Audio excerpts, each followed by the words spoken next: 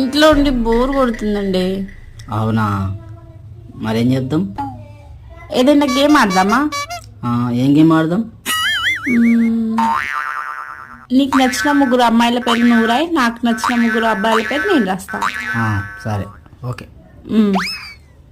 Okay, రాసా. Okay, ఇప్పుడు first నా చదవండి. సరే. Hero junior NTR, hero Prabhas, hero Allu Arjun. ఇప్పుడు మీరు చదువుతా. ముందులే, నాది వద్దు. గేమే కదండి, చదివితేమైంది?